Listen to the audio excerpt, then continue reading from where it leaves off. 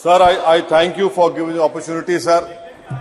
Sir, on behalf of my party, I stand to oppose this legislation because the justification being given for being the legislation is to ensure that more women get elected in the parliament and the state assemblies.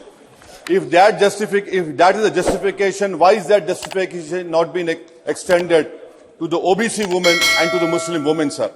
Where the representation in this August House is minimal, very less.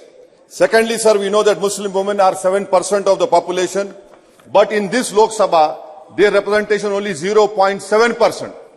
We know for a fact that the annual dropout rate of Muslim girls is almost 19%, while it is 12% for other women. Sir, nearly half of the Muslim women are illiterate. This Modi government wants increased representation for Savarna women. They don't want representation for OBC women and for Muslim women, sir. 690 women MPs have been elected till the 17th Lok Sabha, and out of this 690, only 25 have come from the Muslim community. In 57, 62, 91, 99, there has been no Muslim woman got elected. May I tell you, sir, and bring to notice of the August House, that this number has never gone beyond four members. And when I hear that no reservation cannot be given on religious grounds, what is 1950 presidential order? It is a deceive. You are deceiving the Muslim community by denying them this quota in this women reservation, sir. Muslim women face double bind discrimination against being as a woman and as a Muslim also, sir. This government does not want to live in a world where marginalized people get substantial representation. You want a parliament which consists of only bade log. You don't want people from chote log to enter in this August House, sir. This bill will deny fair share to OBCs. This bill will close the doors for the Muslim representation in the parliament and in the assembly, sir. We know for a fact, sir, with the rise of Hindu majoritarian nationalism and the formation of Hindu vote bank by BJP, the Muslim representation has gone down. It will go down further.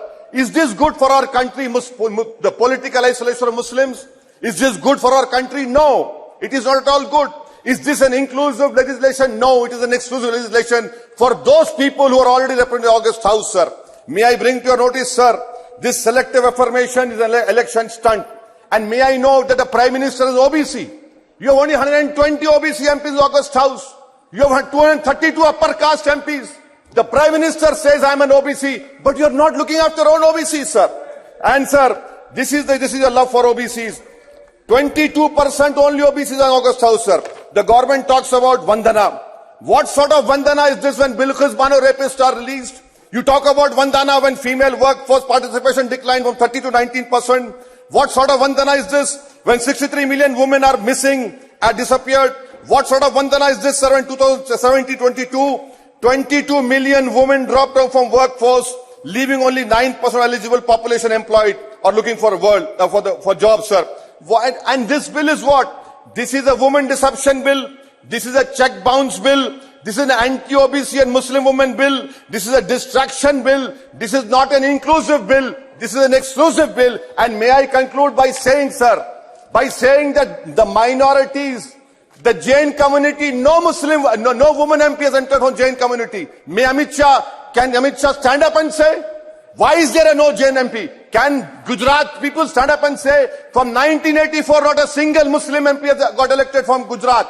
And in conclusion, I would say, I would blame Sardar Patel and Nehru for deceiving the minorities in the Constituent Assembly. Had they been honest, the Muslim representation would have been higher over here.